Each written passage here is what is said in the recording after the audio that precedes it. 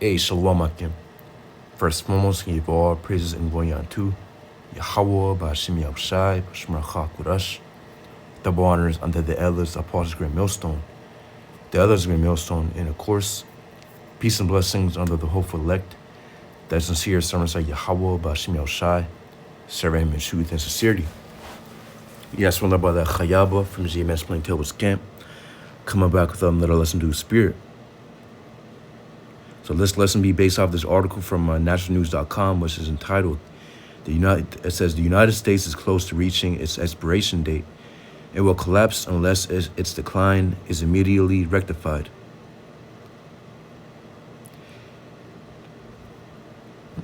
Yeah, and of course we understand how we are at the end times, and without a doubt, we are at the end of America, where America is about to meet its end very soon. As you see this picture right here, you know, the Statue of Liberty sinking, and the city on fire right behind it. Hey, that's what's gonna happen for America. It says the United States is nearing its predicted expiration date of 250 years, a date which aligns with the average lifespan of many historical empires. Yeah, and of course, the elder Apostle Dahar, he made a video about, you know, the same topic of how many historical empires,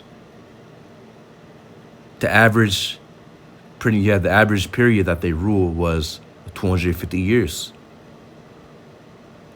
And well, guess what? America is about to meet the same exact point next year, man, 2026. And what? It says, yeah, historical patterns suggest an empire's decline after reaching what scholar Sir John Glubb calls the age of decadence or decadence.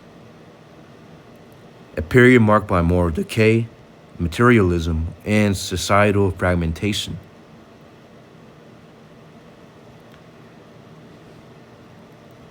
It says key signs of U.S. decline include moral and spiritual erosion, unsustainable economic debt, deepening political polarization, and the breakdown of traditional family structures. Yeah, and exactly, man. Hey, this place is completely desolate, man. Spiritually, mentally, physically, in all facets. You know, this place is completely decayed. And hey, America is an empire, because when you get to, it's important to go into the meaning of words. When you get the word for empire within etymology, it says, mid 14th century, territory subject to an emperor's rule and general realm dominion. It says late 14th century as authority of an emperor, supreme power in governing, imperial power. Going to the Old French, from Old French, it says empire, rule, authority, kingdom, imperial rule. It says from Latin, imperium, a rule, a command, authority, control, power, supreme power, sole dominion, military authority. Yeah, and does not America fit all those descriptions? It's the supreme power. It's the sole dominion. All other nations are below it. Of course, that's quickly dwindling as these other nations are, rising up. China, Russia. It says, sole dominion, military authority. Yeah, and America is known for this military. The authority that it puts forth, of course, amongst the whole world. How it sends its military amongst these other nations to pretty much keep these other nations, so America is able to raid, as the scriptures say, they don't keep our home. Or, for Esau, Esau's not a keeper our home. He enlarges his desire as hell. He pretty much, and it also says how he heapeth unto him all nations in Habakkuk chapter 2. So he's able to go into these other nations. He's able to pollute these other nations with his philosophy. Because the pinnacle, or, the pretty much, you'll find you'll pretty much find Esau's philosophy At the max, the way he governs himself, the way he lives within America. The laws and the customs and just the traditions of America and the things that it does. Guess what? It's the Edomite way.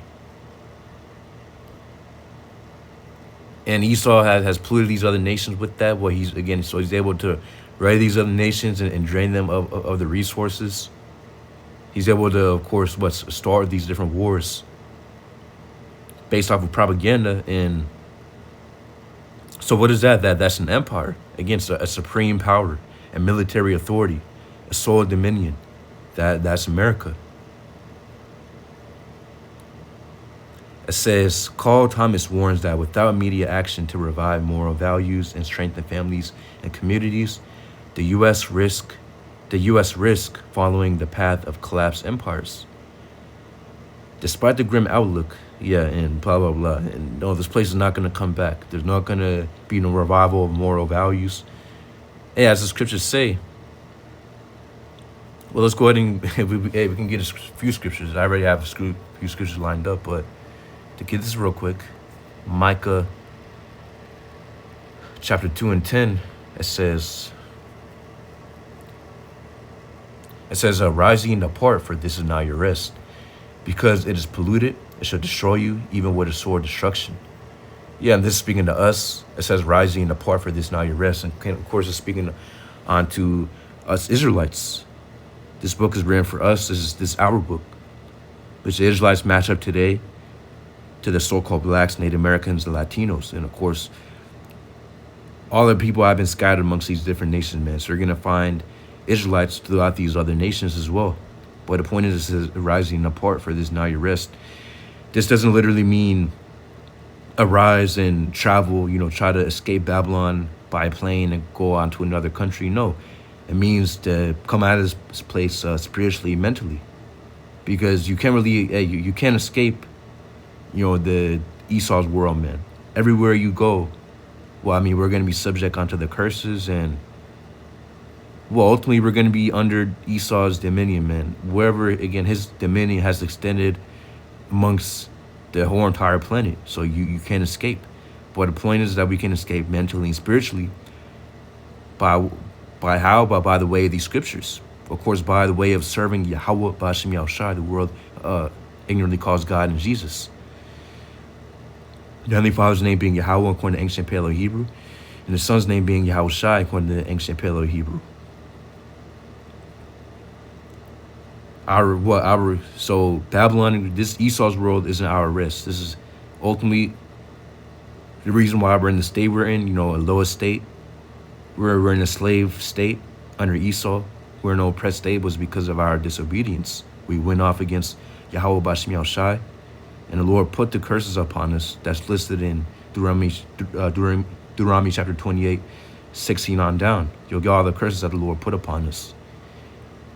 So that's why we are in the state that we are in. But, of course, for us Israelites who have woken up and coming back onto the truth, guess what now? We're serving Yahweh B'Hashem Yahushai, and through the blood of Yahushai, what the Lord is dealing with us again. So these scriptures and what the Holy Spirit and Yahweh B'Hashem Yahushai is our rest, and our ultimate rest is going to be the kingdom of heaven, man. That's going to be our physical rest within the kingdom of heaven. Once we're changed and we're delivered from this wicked place, Babylon and Gray, and from this wicked, of course, the Lord comes back and he takes down Babylon and Gray, and he sets up his rulership and takes down these other nations as well. That's going to be what he raises up the Israelites, starting with the elect of the nation of Israel. Guess what? That's going to be our rest. But it says, so arise ye, so Micah chapter 2 and 10, it says, rise ye and depart, for this now your rest. Because it is polluted, it shall destroy you, even with a sword destruction. Exactly, so this place is polluted. It says, it shall destroy you, because it is polluted, it shall destroy you, even with a sword destruction. See? So what does that show? It shows that this place is polluted, And there's no way that it's going to come out of that pollution. So no, there's not going to be any healing or a revival of so-called, or just revive a so-called revival of moral values within America, like that guy said. Within within the article, no, that's not going to happen. Why? Because it's polluted, and it said it shall destroy you even with a sword of destruction, meaning that ultimately this place again, it's on the eternal, or not like it. It's on a forever decline onto its destruction. So it's not gonna come back. So this place is gonna, when I say, of course, this place is gonna keep on declining and declining onto its destruction. It's not gonna come back. Trump isn't gonna revive anything. No, he's gonna make things worse. And guess what? That's great, because that's what we hope for as well. And that's why we're glad that Trump is in office. Because ultimately he's speeding up the prophecies, man. He's making things happen.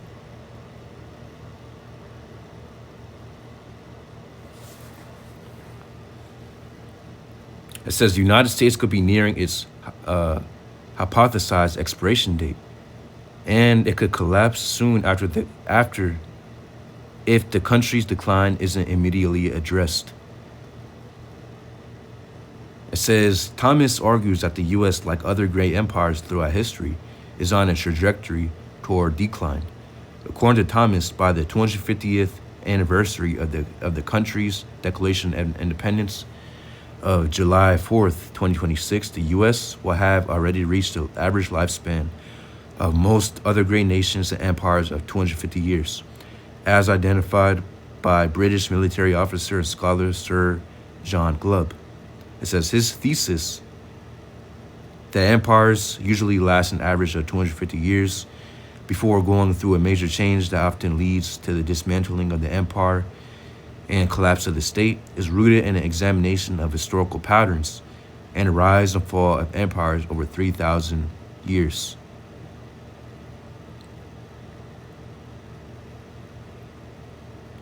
Hey, and there you have it. It says Glubb identified a consistent pattern in the life cycle of great nations, which includes stages such as the age of pioneers, conquest, commerce. It says affluence, intellect, and decadence or decadence. According to Glubb, the age of, let's see how to say this. Decadence. Yeah, decadence. So yeah, decadence, it says, is characterized by defensiveness, pessimism, materialism, frivolity, and it says an influx of foreigners, the welfare state, and a weakening of religion. These factors, Thomas argues, are already evident in contemporary American society. Yeah, and that's the point, man. And this place will not heal, as the scriptures say. In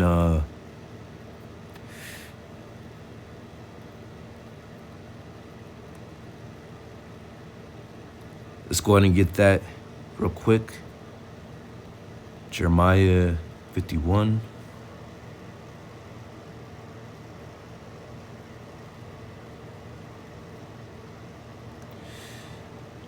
Second.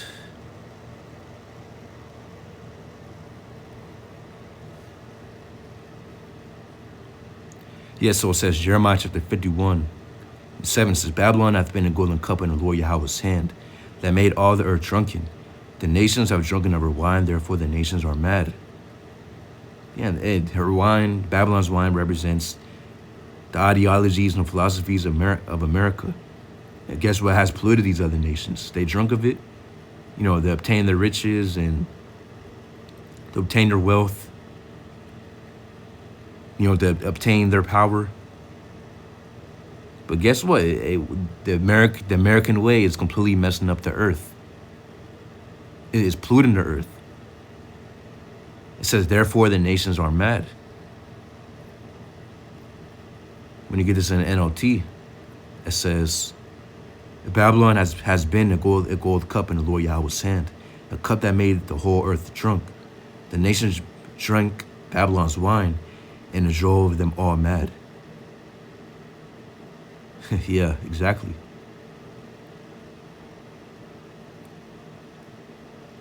It says, verse 8, Yeah, so hey, it's having an effect. The way of Babylon is having an effect on the earth, and it's a 100% declining effect. It says, verse 8, Babylon is suddenly fallen and destroyed. How for her take balm for her pain, if so she may be healed. We would have healed Babylon, but she is not healed. See, so you can't heal this place. Forsake her and let us go everyone into his own country, for her judgment reacheth unto heaven and is lifted up even to the skies. See? So for her judgment reacheth unto heaven is hey. Yeah, so exactly. So this place isn't coming back, man. And ultimately what awaits this place? Destruction. Nuclear destruction. According to the scriptures, man.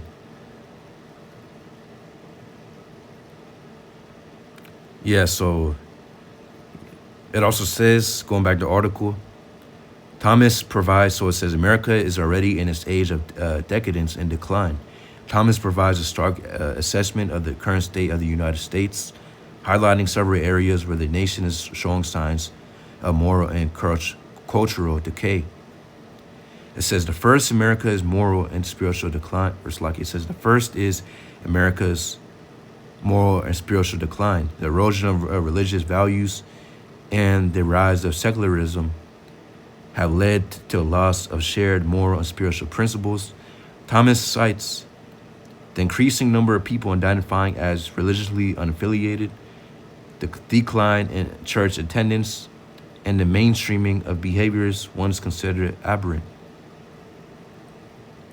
Hey, it says a second is America's worsening economic situation. The nation's financial debt, currently valued at over 36 trillion, and the growing deficit are unsustainable. It says Thomas argues that economic policies that prioritize immediate, it says gratification over long-term stability, are leading the country toward financial ruin. Yeah, there you have. So what? The morals of this place is corrupt. The economy of this place is corrupt. It says the next sign is the growing polarization in American politics. It says the political divide in America, such as between urban and rural citizens, and between liberals and conservatives, is deepening, fueled by differing values and perceptions of the federal government's rule. And what is that? That's Egyptian against Egyptian. The scriptures say in Matthew chapter 24 how nations will rise against nation, kingdom against kingdom. And how in Isaiah chapter 19, the Lord will set Egyptian against Egyptian. The modern day Egypt is America. So the modern day Egyptian is a modern day American. So so we're seeing right now a building up onto a fallout civil war, a blown out civil war, man, within America, with all these different people against one another, pro this and versus anti that, Republican versus Democrat, and so on and so forth. Guess what? That's a setting up for a civil war, a all-out civil war. It says Thomas points to the increasing cultural and economic gap between these regions, which has created a sense of estrangement and mistrust. So it says, finally, Thomas points to the fragmentation of American society, the decline of the traditional family structure, with fewer marriages and more children born out of wedlock, is contributing to social instability. Thomas emphasizes the importance of strong families and communities as a foundation of healthy society, which, hey, all that is out the window, man. Of course, we understand how the elites of this society, ultimately what they set it up where, starting with, of course, the Israelite family that has broken up, the so-called blacks, Native Americans, Latinos. They set up where our family is completely destructured. The woman is over the man. They rarely push for feminism.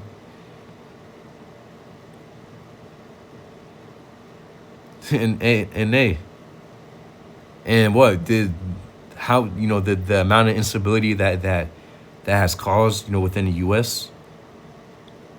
Hey, hey, it goes to show you these four things alone that this guy mentioned.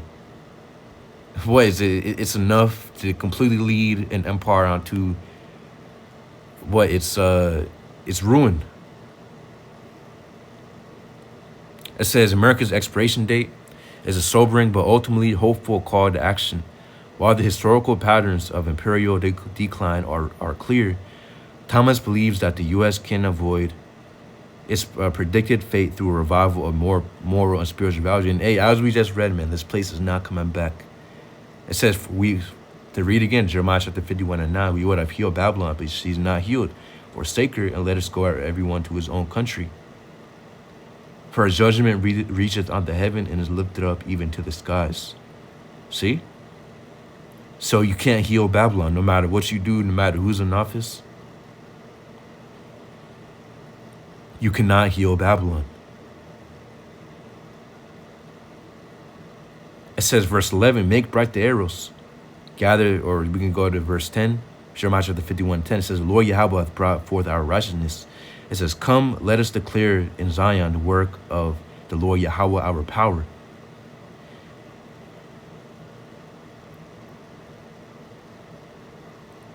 Yeah, and that's what we're doing. Of course, what the prophets of Yahweh Shemiel Shai, we're preaching this word and prophesying this word, and what has been a witness unto all nations. So what the word is out there, man. This word has gone out amongst the whole entire world, the whole entire planet.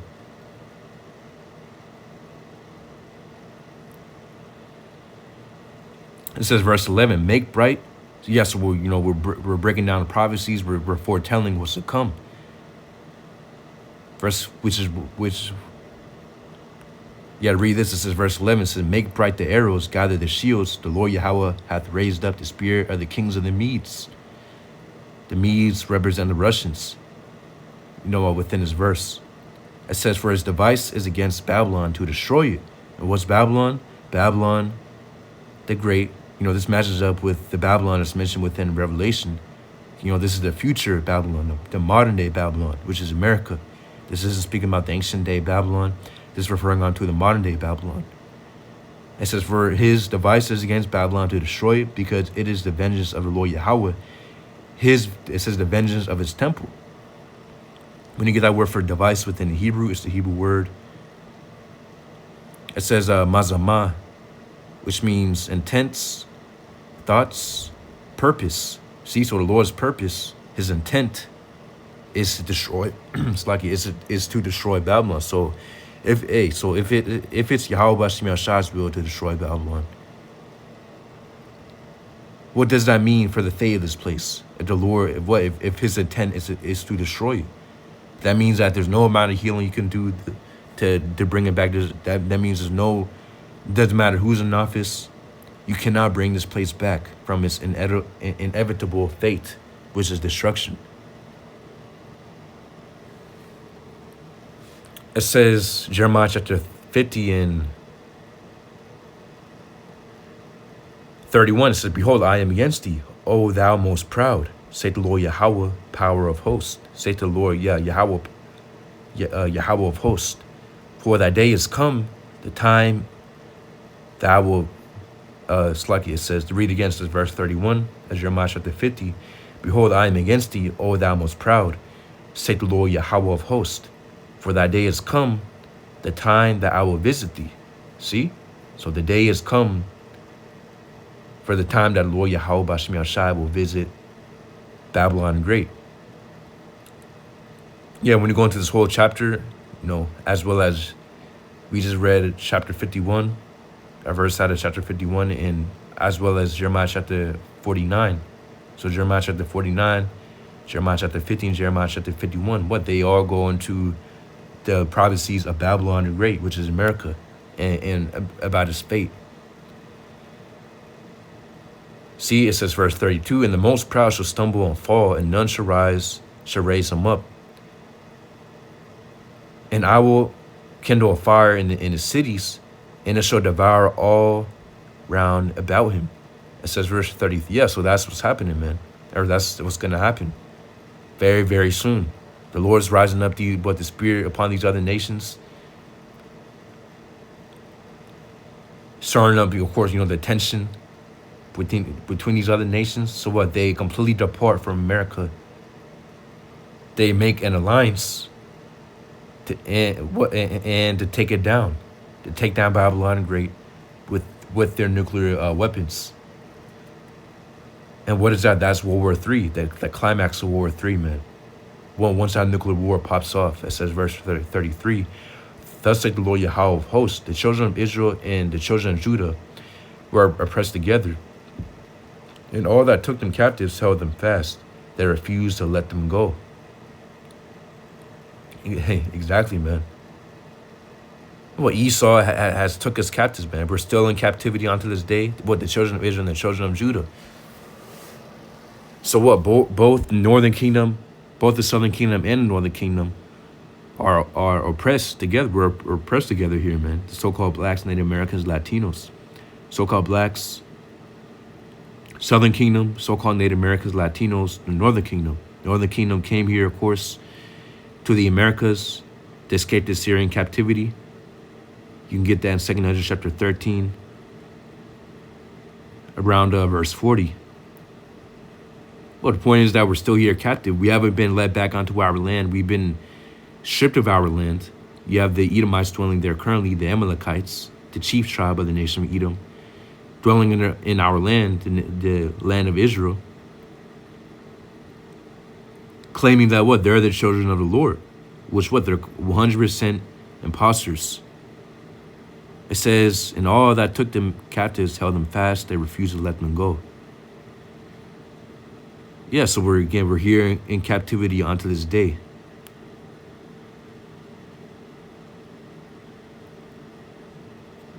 No, what's the word? No true reparations have been made unto us. And what true reparations is for Esau to give up his whole entire rulership and give it unto us. And put himself under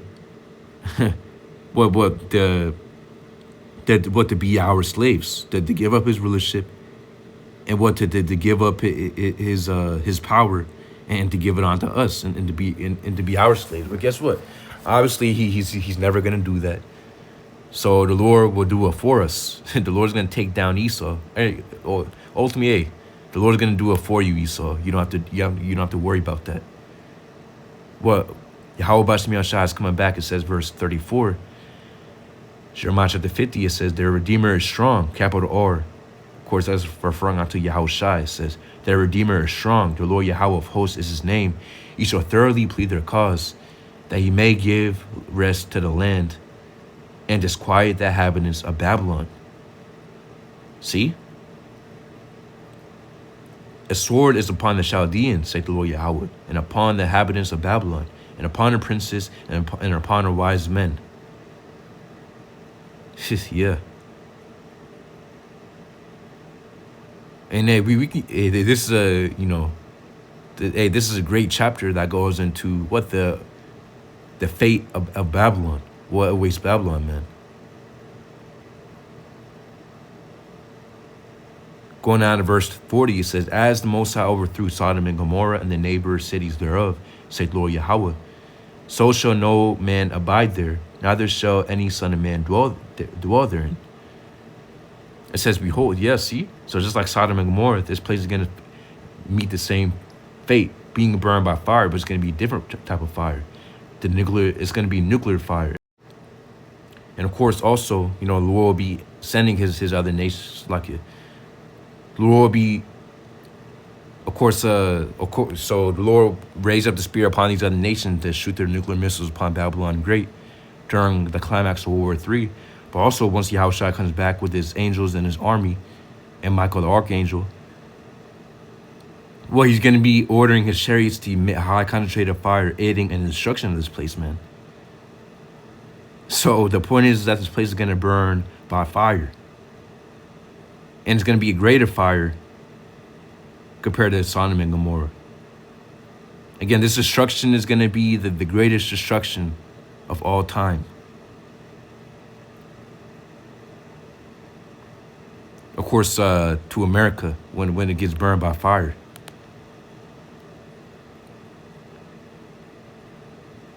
It says, verse 41, behold, the people shall come from the north and a great, like it says, verse 41, behold, the people shall come from the north and a great nation, and many kings shall be raised up from the coast of the earth.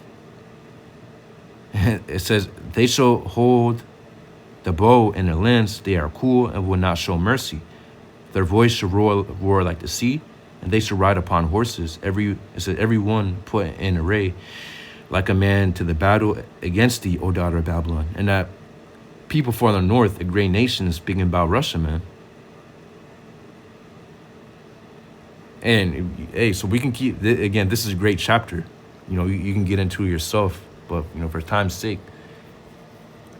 Hey, but hey, you know, what the point is, it has been made, man. So the fate of this place is already decided. No amount of healing can be done to bring it back.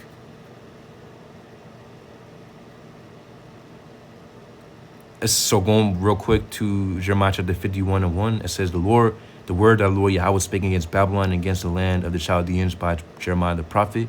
It says, declare ye among the nations and publish and set up a standard, publish and conceal not. Say, Babylon is taken, Bel is confounded, Merodach is broken in pieces, her idols are confounded, her images are broken in pieces. What does that represent? That represents, of course, the religions of this place.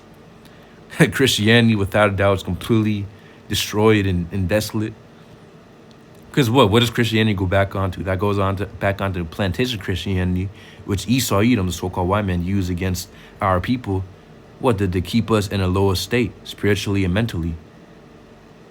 Keep us further away from the truth. You know, the real truth of the Bible, of the Holy Bible, the real truth of these scriptures, man. Esau hid it with his plantation Christianity. But what, you have an all-time high of people leaving Christianity, different religions. They don't know what to trust anymore. And what, you're even having a lot of Jake. What, they're finding, or you know, they're finding out about the truth. So the point is that what? Hey, this place, you know, the religions of this place, again, all of them are, it says, her idols are confounded, her images are broken in pieces. See? In pieces, so it's not coming back. It's just like how you can't, if a glass, you know, if you drop a glass cup on the ground, you know, you can't put it back. Yeah, you know, you can't glue pretty much glass together. You can't glue, or you know, you can't glue a clay, you know, a potter, you know, back together, man.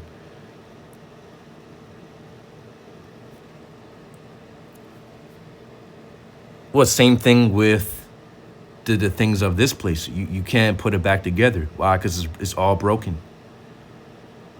So it says, Job chapter 14:5, it says, seeing his days are determined, and it says the number of his months are with thee. That is the point of his bounds that he could not pass. See? So the point is that Esau's time is the point already. He can't pass the time that has been given unto him, which, well, America is nearing that 250-year period, which we believe that this is the last term, man. Trump, we believe that he's going to be the last president. That's our hope. It says, verse 2nd Ezra chapter 6:9, it says, for Esau is the end of the world, and Jacob is the beginning of it that followeth. See, so we are at the end of Esau's world, and we're at the beginning of Jacob's world. Or Slakia, we're at the end of Esau's world, and Jacob is the beginning of it that followeth. So once Esau's world is finished, then what? Jacob's world will begin. So we're nearing the beginning of Jacob's world, which is what? The kingdom of heaven. Esau is nearing the end of his blessing, his temporal blessing that was given on him by Isaac. But Jacob's eternal blessing will begin very shortly once Yahushua comes back to take down Esau, to take down Babylon the Great, and to take down these other nations, and to set up his people over all the people. Read the last one. It says, Revelation chapter 18:4. And I heard another voice from heaven saying, come out of her, my people, that ye be not partakers of her sins, that I receive not of her plagues. Of course, that's us being lifted up onto the heavens, through the chariots. Once Yahushua comes back, the so-called UFOs, because the scriptures say how we're going to be beamed up and lifted up to escape what the plagues of America, which the ultimate plague is going to be those nuclear missiles. It says verse 5, for her sins have reached unto heaven, and the Most High hath remembered her iniquities. See? So her sins have reached unto heaven, man. So if her sins have reached unto heaven, you think that this place there's any type of healing or pretty much a reviving that a place can have? No, it's 100% impossible. It won't happen. Because again, the sins and the transgressions that this place has done against Yahweh Shai, against the earth, as it says, it's lifted up onto the heavens.